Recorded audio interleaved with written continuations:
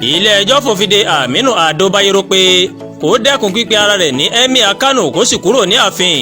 ilé-ẹjọ́ gíga tó ń jókòó ní ìpínlẹ̀ Kano ti pa láṣẹ fún Aminu Ado Bayero pé kò gbọ́dọ̀ pe ara rẹ̀ ní Emir ti ìlú Kano mọ́. ilé-ẹjọ́ tún pàṣẹ fún iléeṣẹ́ ọlọ́pàá láti lé e kúrò ní ààfin tó wà lọ́wọ́lọ́wọ́ báyìí. adájọ́ Amina Adamu Aliyu ló máa gbé ìdájọ́ náà kalẹ̀ ní ọjọ́ ajé Monday ọjọ́ 27 oṣù karùn-ún ọdún 2024 yìí.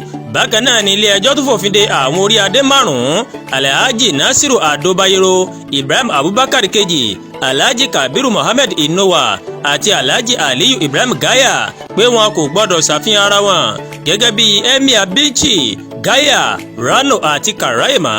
àwọn ipò yìí ó ní ìjọba kò gbà wọlé ní ìpínlẹ̀ Kano lábẹ́ Abdullahi Umaru Ganduje tó dá sílẹ̀ ní ìpínlẹ̀ Kano.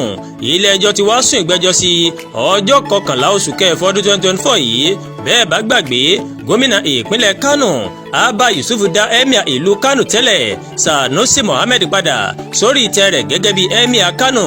ọjọ́ ẹtì ọjọ́ 24 ọdún 2024 ni gómìnà Yusuf ó fún Sanusi ní lẹ́tà ìdápadà sípò rẹ̀.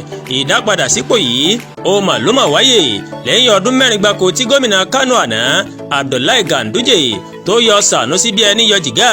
bákan náà ni ìjọba ìpínlẹ̀ Kano lábẹ́ ìṣàkóso gómìnà Abba Kabiru Yusuf ó tó pàṣẹ pé kí wọ́n lọ fi kélé òfin gbé Emir tó rọ̀ lóyè Aminu Ado Bayero. gómìnà Yusuf ló pàṣẹ náà nínú àtẹ̀jáde tí alákòóso ètò ìròyìn iléeṣẹ́ ìjọba Sanusi Bature Dawaki tó gbé jáde láàárọ̀ ọjọ́ àbámẹ́ta sátidé ẹ̀sùn tí ìjọba Kano fi kan Ado Bayero ni pé ó ń dá họ́wùhọ́wù tó lè dá wàhálà ńlá sílẹ̀ láàrin ìlú Kano tó sì ní àwọn ní láti tètè fi kélé òfin káwọn fi gbé kó tó di pé yóò pẹ́ jù. Àdúràgbà Olúwatóyìn lóníròyìn yìí ẹ ṣé púpọ̀ tí ẹ ń wo Ẹ̀yà Yorùbá TV o.